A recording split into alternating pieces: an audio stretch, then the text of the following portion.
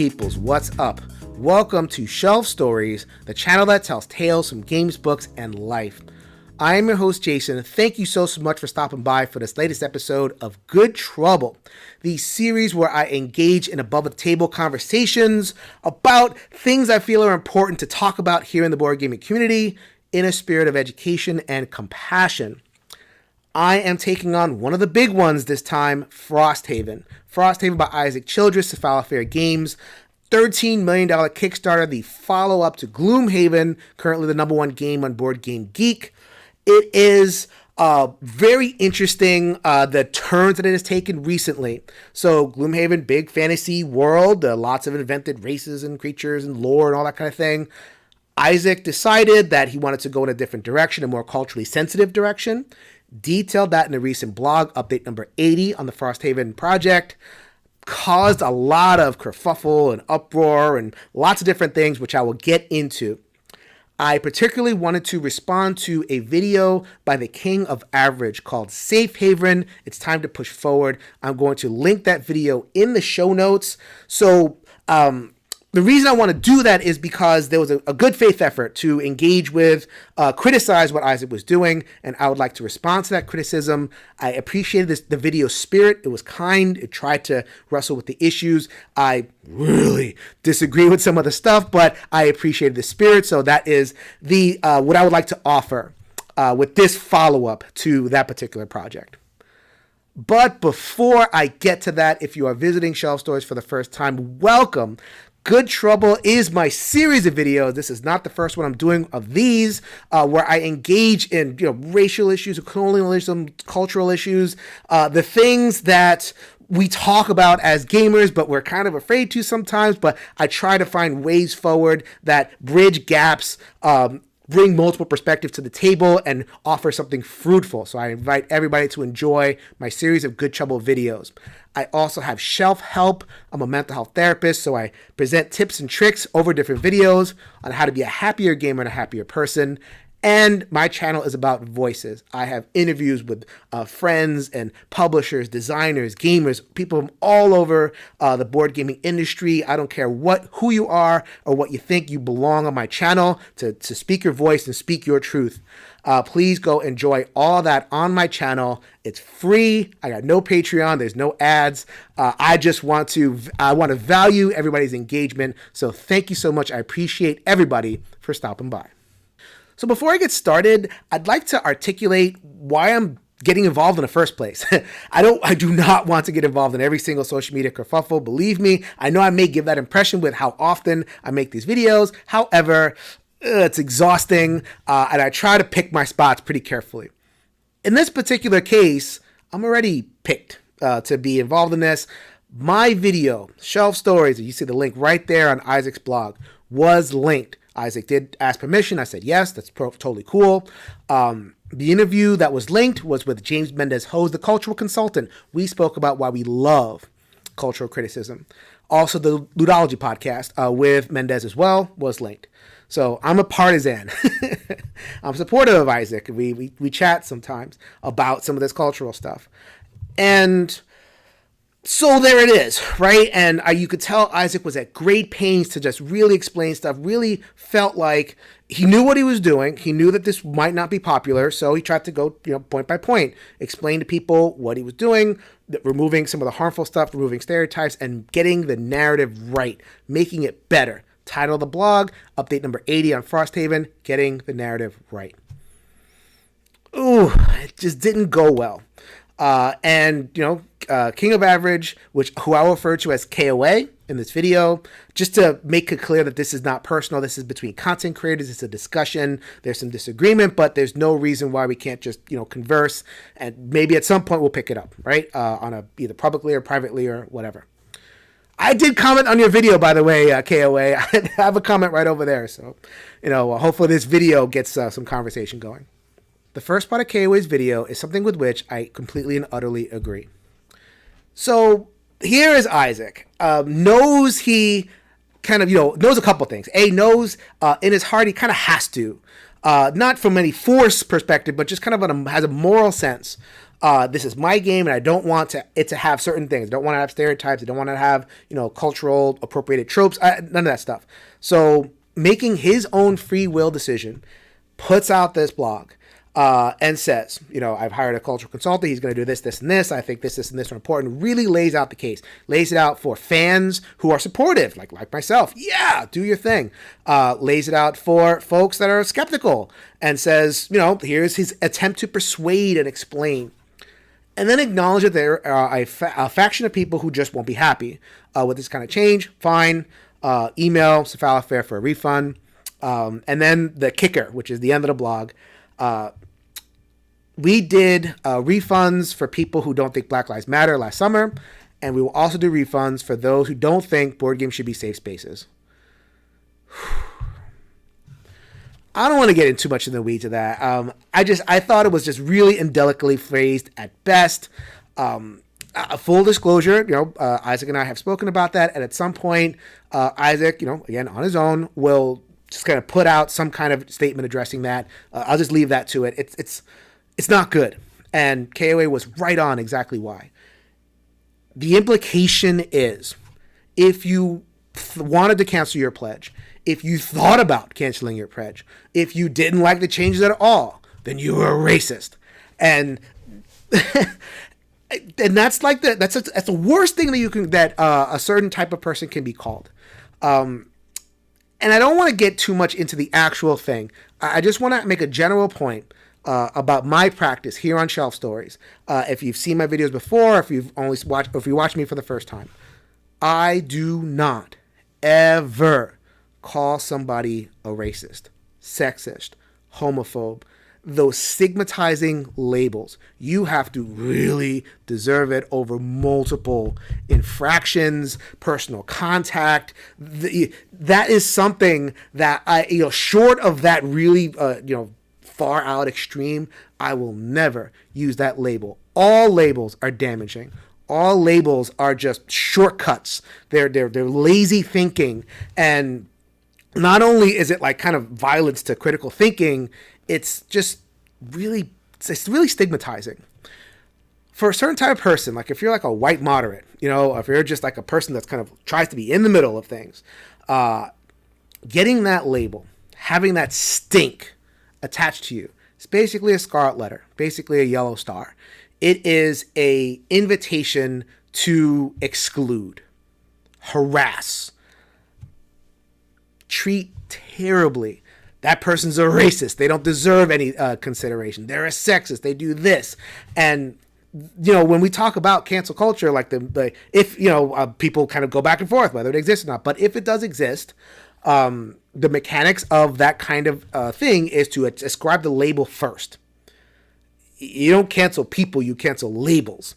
And if that person gets that label stuck on them, racist, sexist, whatever it is, then really bad things will follow. We are social animals. One of the worst things you could do to us, short of like physical harm, is exclusion and exile, basically. Being banned, being deplatformed, and all these kind of things. So that will not come from me, ever. The things that I say might be interpreted as me calling racist. I try really hard to walk that stuff back. As a matter of fact, you see my videos, I bend over backwards. I'm not calling people racist. I call behaviors racist. I call actions racist. I may even call themes of games, but never, ever a person. So I think there's an opportunity for Isaac to kind of, learn and grow, and for all of us in the community to learn and grow. So I think on that particular point, KOA and I are really on the same wavelength. So there you go. All right. Happy times, right? I agree with a part of the video. And then the video kept going. In the second half of the Safe Haven piece, KOA tries to break down what he thought was wrong with Isaac's presentation and cultural criticism in general. Makes lesser stories. I could tell there was a real attempt. Again, third attempt at a video. I know how hard these videos are. I know. So multiple takes. You have to really be careful of what you're going to say. Really intentional. So good on you. Trying to say that this was, missed opportunity was, used a lot. This is not going to be as good a story, and it's just, we're making it safe, and we don't want safe in Gloomhaven. We want, exciting and everything that people want, right? So, in the same spirit, I'm going to criticize the work, not the person. I'm going to say that criticism was completely a disaster. Like, worse than I disagree with it, but like wrong. It was based on two fundamental misreadings of what Isaac was actually saying on the screen, on the paper. I kind of felt like the criticism was against kind of wokeness in general, or how wokeness, quote unquote, is constructed by a more moderate person, kind of looking from the outside looking in, rather than really grappling with what was said. Words on the page were not read.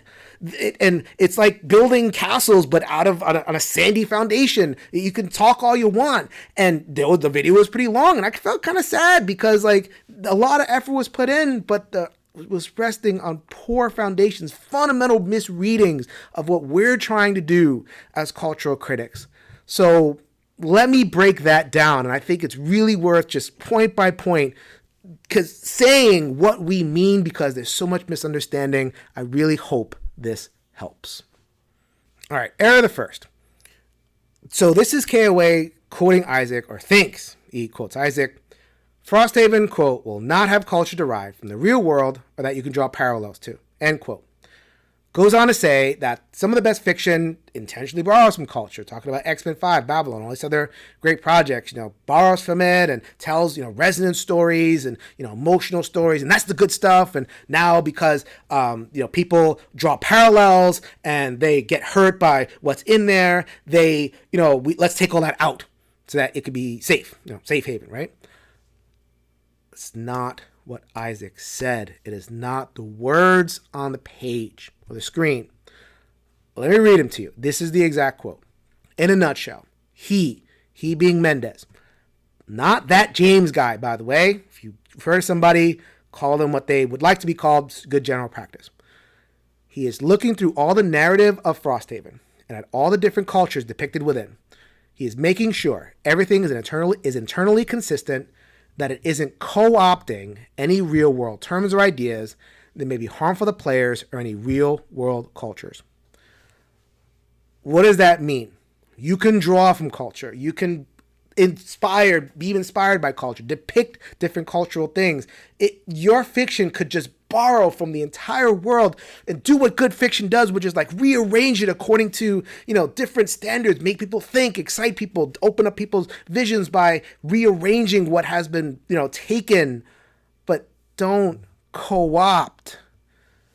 What is co-optation? Co-optation is taking cultural symbols from, groups or individual people in a way that they wouldn't approve of, that denies them their voice, that sends a very different, lowered and debased message that does not answer to the original intention and context. Again, you can do different things with culture. That's the great part of it, but don't co-opt it to your own ends, and don't tell stories that can be harmful, especially stories that can be harmful. Okay.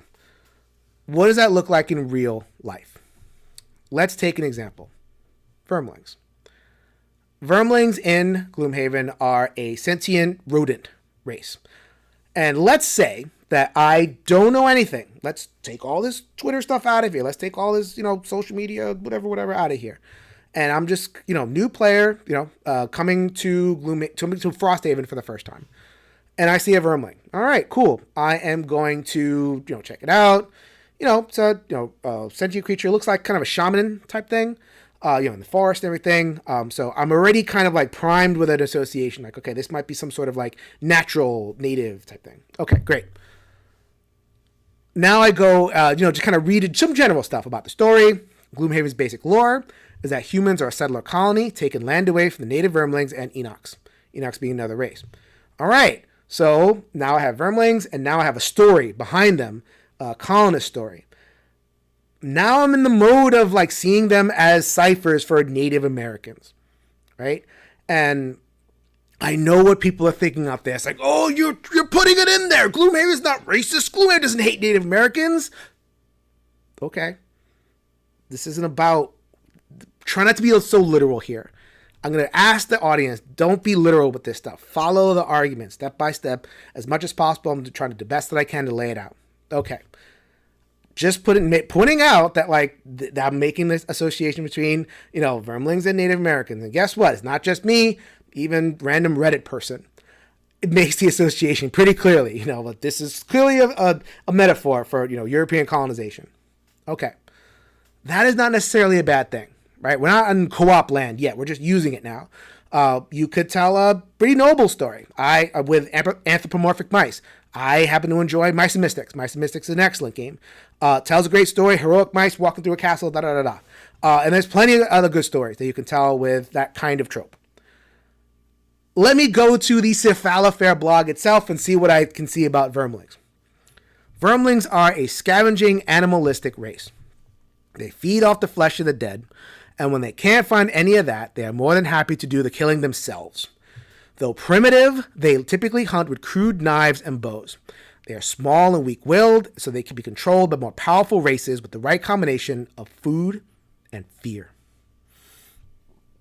Now I have multiple data points, and I do what every human does. And I'll get to that in just a second. I do it, you do it, we all do it. We connect the dots. And how do we connect dots? We connect dots with our experience and, just our background and our mindset and our cultural assumptions. And so because of my background as a POC, my background as a Puerto Rican person who is interested in, the native roots of my heritage, we descend from the Taino people and there's other, native cultures in which I'm interested. Now I'm making the association that, Vermlings are literally vermin. That Native Americans are literally vermin. That's the cultural association that I'm making, that this is the message that Gloomhaven is putting out. Do you make that association? Maybe not. Isaac didn't even make the association. Most people don't because it's kind of far from our experience. Who talks to Native peoples on a daily basis? I know I don't. I have to seek it out and read about it. But because I have the background that I have, I connect those dots with my intuition. If you don't, that's fine, but I do, and people on my side do. As an example, and I could do this all day, and I bet that's what the culture critic's job is, to do that all day. See how dots are laid out and predict, depending on who the person is, who's going to connect those dots in harmful ways. Right? So when we say something's harmful, what we're saying is, they're laid out in a way that certain groups will connect the dots and make associations that you don't want them to make. Okay. So now we keep on going. It's not just to stop there. So then now we have humans. There are humans in this world, and humans are the majority, and humans are pretty encouraged to hate Vermlings. Why? Vermlings, they're the enemy, and there's a big fight between them, but, it doesn't take, it's a hop, skip, and a jump away from I hate Vermlings for who they are. I hate those nasty rats. There's stuff that happens in the game that creates that kind of ups the tension between them. But just from a basic level, humans hate Vermlings because they're Vermlings. I'm really close to some, because of the associations that I'm making, I'm really close to stuff that I'm just not, why would I want to play in that? Because I'm the way who I am, I'm more likely to kind of place myself in that Vermling context. And I definitely know that there are some people who play characters, they play characters of Vermling, and they love it. They stat it out, and they kind of, change, items and specs and everything like that. Everything that's cool about adventure games. But that's just because you can play the individual Vermling just doesn't mean that Vermling culture is worth anything. It's saying, this is my, minority friend, or this is my, the one person who's the exception to everything else. It doesn't work like that. I'm talking about Vermling culture. Again, I'm making the association. All right. So what do I want? I make the association. What am I expecting Isaac to do? Here's where the big fear comes in, and here's what causes all the feels. The fear is I'm going to take all this and I'm going to replace it with a bland create a player. A player like in a video game, before you put in your stats and your hair color, eye color, everything else, Just we're gonna just play with that because we're gonna extract that. That's the only way we can not harm people, right? Just have bland blocks. And we're gonna have humans because you can't avoid humans, but they're not gonna hate anybody based on their race. They're gonna do other things. We're gonna take that out. Isn't that safe haven? Isn't that what people are afraid of? Isn't like that we're gonna present some kind of like bland thing that is just not fun? It's not, it's not going to provide me with the escapism I want, because clearly the only people who would like this are people who don't want politics, or that, take the politics out of the game, make it safe for everybody. This is a lot of things, but safe. This is definitely safe. That's the fear, right? So here's the thing. That is not what we mean by safe. This is why labels are bad. Cancel culture, mob, woke, the CRT, da-da-da-da-da. The label short circuit critical thinking, they kind of get people in the mindset of, okay, well, that must be what they want. It is not what we want. It is not what I want. It is not what Mendez wants. And most importantly, because it's his game, not what Isaac wants. It goes back to the associations. This is such an important point. The current story of Frosthaven is not racist. It's not saying that, Native Americans are all vermin, which would be a really racist thing to say. It's not actually saying that out loud. However, it is arranging the story points and the plot points and the character points in a way that triggers that association in people who have that experience, right? It's arranging stars in the night sky and I can't help but see Orion, right? Or whatever other constellation. So, and because that's my cultural background, right? That's what I'm interested in. And we all do it. That's another point to do. Like, it's kind of what it means to be human. Like, humans always look at things and try to see meaning. We always try to draw stories out of the different, bits of things that we encounter in the world. In fact, that's what it means to be human, is to draw the associations. We're not just going to, see a thing and like see what it is. Maybe that'd be benefit us sometimes, but like, that's what humans do, is we make those judgments and links. And, that's because it's basically human, because it's, something that everybody does. I would ask, if I'm making those associations, don't just tell me not to make them, to make you safe and to keep your fun together. I get that all the time, and it was all over the blog. It's like, if you're making associations, you're the racist. Sorry for, that kind of yelly, trolly voice that I have, but it's like, that's what I hear when I see people kind of typing and all that kind of thing. And we all do it. We all put the dots together. It's natural. It's based on our experience. And if I'm putting dots together, that means in a way that makes me uncomfortable, then that's, if you don't see it, that's fine, but don't deny me my intuition. Don't deny me my meaning making when I do that. That's number one. Number two, moderate folks do it too.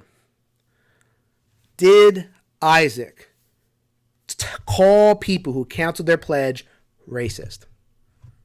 No. It wasn't obviously said. And he's not that dumb to actually say that. And, we made clear that it wasn't his intention, but whatever. But what he did was he put those dots together. He put cancel pledges, don't like Black Lives Matter, don't like make board game safe spaces, put them together close enough proximity where people could make those associations themselves based on their experience. And unfortunately, in our kind of polarized hyperclimate, there's a group of people that are like hypersensitive to kind of being called racist or that implication, so that association came together very quickly. However, the thing to note is that it is an association. You do it, I do it. I will respect your, the fact that you put it together. It didn't come together for me.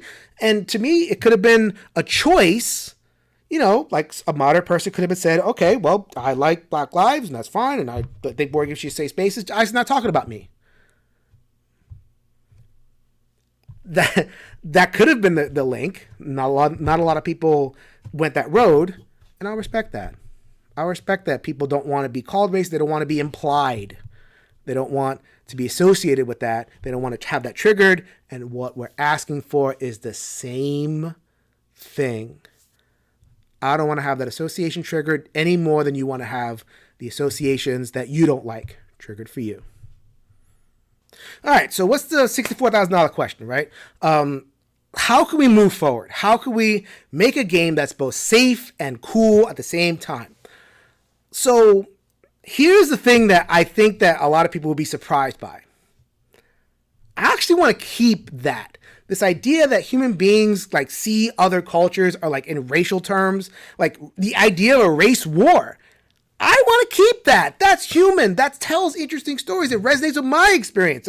I don't live a kumbaya world. There's some ugly, terrible stuff that happens. So I'm keeping the human conception of hating other races because of their, because of who they are and the threat that they pose just by existing. Right? I'm keeping that. I'm going to tell those stories. On the Vermling side, though, things I feel need to be adjusted. Points need to be rearranged in order to not resonate so hard, right? With existing cultural stereotypes, bad ones. Okay, I can do that in a number of different ways. Number one, I could take the native trappings out, right? Just take out, that sense of, kind of nativeness and put in any cultural context where a dominant, more civilized, quote unquote, culture was bearing over a more uncivilized, all this is in scare quotes, right? So what do I got? How about back in ancient Rome, Visigoths and, Jutes and all the different tribes. And that would solve a one problem because in that particular case, the native peoples or the existing peoples are a lot closer in culture and whatever to the dominant culture. So it wouldn't be so strong, that association. All right, that's one way to do it, and that's just an example. You can swap in any particular culture if you want to tell that colonization story. But let's say I like it. Let's say people are like they already attached their Vermlings, they leveled their Vermling mind thief, and they're already off and succeeded their final goal or whatever it is. Okay, so I want to keep the Vermlings. Let me retell that story.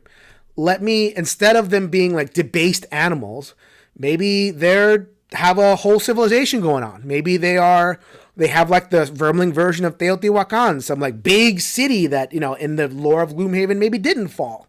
And so like they got displaced from the land. Now I have to kind of fall back to this other civilization. And it's actually possible to navigate Vermling civilization. It's not just like one player character at a time. All Vermlings are like able to be talked to. They have their own thing going on. They have their own society, laws, and you can invent the whole fiction. Still having a lot of racial conflict and hatred. You don't want that. You still want the savage vermin, because that's more like gritty and, fun because it is, Gloomhaven, by the way. It's pretty gritty. Okay. How about I make a scenario where the humans came in and they stole something valuable from the Vermlings. They stole like a magic artifact. I think of like the eye that the Grail ladies had in Greek mythology, where like only one of them could have the eye and therefore only one of them could see at a time. So maybe like the humans stole an artifact that like took sentience away from the vermin or lowered their sentience to like this like subhuman level. And the Vermlings, their main goal is to get that back. And if they get that back, then they would get back whatever they want, and it would actually lower the humans to like to vermin form or to some lower form of life, ape form or something. What does that do? It tells stories that are beyond just Vermling equals whatever. It gives agency. It gives life. I feel like it deepens the story. And that's just some examples. I'm not a writer. I just know what is not good. And so, if I have suggestions, you don't like them, well, come up with your own, but at least bust out of the paradigm that this creates. All right, so that's kind of my essential point. I mean, I talked a lot about harm and safety and the associations that we make as human beings. We all make associations. Here's a plea to not deny the associations I make, just to dismiss it, or because you're afraid that I'm going to make Isaac ship you a white empty box of safety and say, here, have fun. I don't want to do that, and if you're afraid of that, that's fine, but don't deny what I see, and I won't deny what you see. Humans are meaning-making beings. Let's make meaning. Let's work it out. That's kind of my point, right? At least with that part. I can't really move on in full because there was another part of the KOA video that, I'll go back to that that was a real significant misstep, real misinterpretation. And it has more specifically to do with how we interpret the word race. Okay, so this is KOA misquoting Isaac's blog. Quote, the people who make Frosthaven are not going to use race because people will draw parallels to humans to where they'll think black people and white people are as separate as a squishy human in a pile of rocks. And I could see the look of befuddlement on my man's face at that point, where it's like, who does this? This is false. This is who. If you're putting that in there, what are we talking about here? You're going to use that to, change everything and blah, blah, blah. It just goes off and like this, like, wonder what the heck is going on, because no one does it. That is false. Like, no one does that. No one makes that close a parallel. Once again, we're not trying not to be literal over here. Isaac is actually making a more subtle point that kind of is in 3 sections, right? And let me go through each one. And each way he's trying to problematize the use of the word race. Not eliminate it, but at least get people thinking about when he uses that word, what is baked into that little 4-letter word, right? No accidents, 4 letters. Ugh. Here's what's baked in. Here's what he wants to kind of change or at least adjust. Okay. Number 1. By using the term race, I am reinforcing an outdated way of delineating people. In 2021, I know we talk a lot about race, but I think the more fruitful way is to talk in terms of culture or upbringing or, like more granular categories. Like when you talk about race, it's only like, 2 races and then maybe 3, like, if you get the Asian/Mongoloid races, like that's like doesn't even fit anymore. Right? So just he's trying to like problematize that idea. Okay, fine. That's one thing that in terms of using the word race that could, mean. Fine. Number 2. By using the word race, I'm reinforcing the idea that these delineations are so extreme that the difference between a black person and a white person is as great as the difference between a squishy human and a pile of rocks. He is not saying that people are just making that association right there. He's not saying that people are seeing and making those parallels directly. Again, this is too literal. What he is saying is that the word race does that. Not the people, but the word race does that, and the word race in his fiction does that. Think about actual racists. Think about actual people who believe this stuff. And there's some of us out there that have experienced more actual racism than others, so it's going to be harder for some people to understand. But there are people out there who look at another person's race and think of somebody totally alien. I'll never talk to them. I'll never learn from them. I'll never break bread with them. I'll never make love to them. I'll never do nothing. They might as well be a pile of rocks, an animal, a vermin, or whatever it is. That's what, when you animate actual racism, that's what you get, that massive delineation, right? And Isaac doesn't want his fiction to participate in that kind of separation between sentient beings, right? That for the most part, that's what he's saying. I don't think it was as eloquently stated as what he wanted, but that's, if we're looking at what Isaac is actually saying and not just what we think he's saying, let's just stick with it, right? Okay. Here's the most important one. Here's the one that I really want to kind of drill down on. Quote, I took it one step further into a bad place by assigning personality and mental traits to these races in a blanket way, reinforcing the concept of broad racial stereotypes. Frosthaven needs a change. Not because it is racist. Please try not to be that literal. It needs a change because it engages in an idea of racial essentialism. It doesn't want to eliminate races. It wants to eliminate the idea of racial essentialism. What is that? It is the idea that all Quattrals are this, and all Enochs are this, and all of them are this. It is the idea that there are biological, genetic traits that people have because of their race that they're born with, they live with, and they die with. So let me shift the example for a second because I want to... this is a little bit more resonant with me because I grew up with Dungeons and Dragons, right? Right now in its 5th edition, and right in the middle of Dungeons and Dragons is the almighty orc, right? So when I talk about an orc in racially essentialist terms, what I'm saying is that if it's born in the jungle, if it's born in the desert, if it's born in the city, Waterdeep, in the middle of Forgotten Realms, if they're born in Hoth, baby, let's blow it out and go wherever you want in the Star Wars universe. No matter where they're born, they're going to have certain essential racial traits that will always be there. They're eternal, no choice. Here they are. Right now I'm showing the stat block, right, from 5th edition.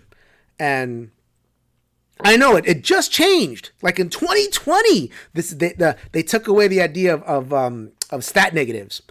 But not everybody knows about that change, and it's it might backslide. So I'm gonna put that up there. What is it saying? Orcs are +2 strength, -2 intelligence, and they have these traits: aggressive, physically imposing, or whatever it says. Every orc ever. That is racial essentialism. Why is that bad? It is bad for 2 separate reasons, right? And I'm going to distinguish those 2 really, really cleanly. You might buy one, you might buy the other, but I'll lay them both out, right? Harm and bad storytelling. Let's do bad storytelling first. So why is it having racial essentialism in your fiction bad storytelling? It's limiting, right? What if I want to play a different kind of orc? What if I love orcs? What if I'm Mendez and Mendez loves orcs? What if I want to play that and I don't want to just play the usual barbarian brute? I want to play a wizard, something different, right?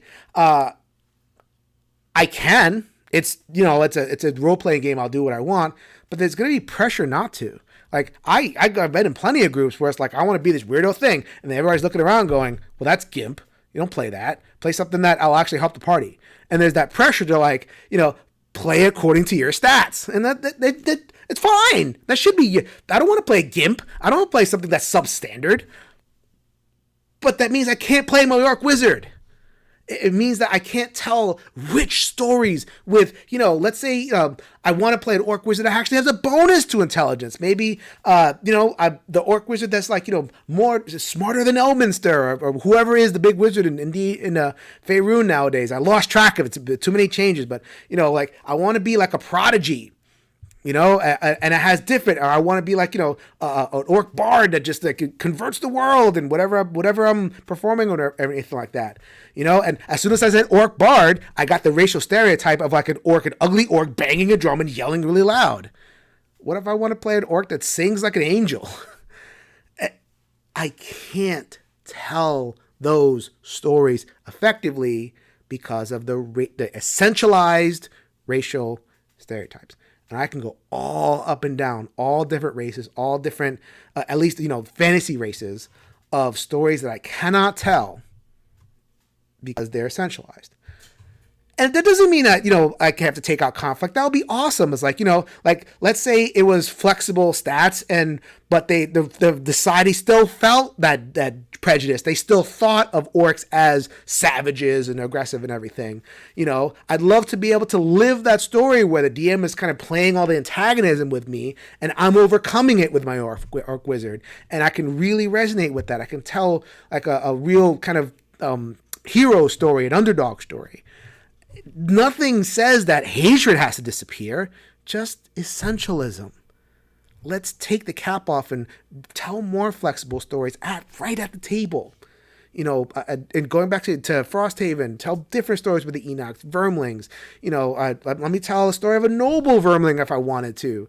All right, so that's the storytelling point. I hope that people can resonate with that. We all want that, right? So here's the more difficult point, right? This is one that's totally based on experience, and is one like kind of have to take our word for it. We're going to make those associations no matter what, and we ask you to respect that. Racial essentialism causes harm. We are not saying Gloomhaven causes harm. What we're saying is Gloomhaven participates in racial essentialism, a practice that in the real world causes harm. I want to use games to escape. One of the things I want to escape from is this practice of racial essentialism, but I can't escape because it's right there in my face. Okay. People say that games are an escape, and you're making my game not an escape anymore. Well, the game is already not an escape for me. And I get it. It's not screaming at me, but it's right there to be seen. Let me go back to my orc, right? I'm going to change one word. I'm going to change orc to black. There are people who believe in the real world that black people have -2 intelligence, they're aggressive, all the things that you see here, right? Maybe not dark vision. Well, I don't think people think blacks have dark vision, but most of the other things, right? Doesn't matter who the black person is, doesn't matter where they come from, doesn't matter what they've accomplished, it doesn't matter how old they are or how young they are. All black folks are of lower intelligence. If you don't believe me, ask them. I did ask them. Go ahead on Shelf Stories, look at my channel, Black Creators in Gaming. Every single one of them talked about little subtle ways in which they were accused of having or assumed to have, or just, a judgment was made that they were of lower intelligence. Jeremy Howard says something it's also confirmed by my wife. And yes, I'm going for the emotional heartstrings. I'll say something in just a second, but this is so personal to me. I have to bear witness. I can't tell you how many times my wife, we talk at night, and she says, my God, the caucasity out there. This lady, I was on the phone with her, and she just stops and says, oh, you're really articulate. I'm so surprised. My wife with a master's and a professional level job, and you're surprised that she's articulate? Really? And it's like, nah, you're taking that too seriously. You don't live it. You don't live it. It's not your experience. So how can you take that experience away from us and from my wife and from my friends, people I love and consider, brothers and sisters? That's harm. We play games to get away from that. And when we come into a game and we see that it replicated in the game, that's not something we want. And that's the kind of thing that I want to extract. Now, there's a lot of ways to do it. So D&D, like just going back to Dungeons and Dragons, I know I'm kind of bouncing back and forth, but like I know that I played D&D when I was a kid. I love it. So, Dungeons and Dragons is going through its own kind of, turmoil with this stuff. And there are currently, they've taken out the negative modifier. So good on you. 2020 it took you until, and not everybody knows it, so I'm going to continue to talk about it. Get the word out. Get those racial negatives out of here. That's number one. Number two, there was a supplement that came out, official, called Tasha's Caution of Everything, which, among many other things, kind of loosens the reins, says, okay, we're not going to, stats are no longer based on your race. Now you can have stats, just kind of assign them wherever you want, make up a story, and then, kind of put them in that way. Great. Take stats, take essentialized stuff away from race and put it in culture, background, upbringing, location. That's where it belongs. If I'm born in the desert, I got something. If I'm born in the base of a wizard tower, I got something. That's what it means, right? Okay, so that doesn't quite go far enough. I'd like to recommend a product called Ancestry and Culture from Arcanist Press. Really diving into, like reforming races and reforming our idea of, stat bonuses and how different cultures and everything, you can kind of like flex that and flesh out real awesome stories. Or you don't have to do any of this stuff. Or if you're just a mechanics person, then don't do any of this stuff. Just don't pick stats based on race. Throw them wherever you want. That's fine. So I'm going to close the video where I tried to start, where KOA started with his video, a note of kindness, right? And I think it's really important because I think people can see the criticism and think that I'm accusing somebody of being stupid.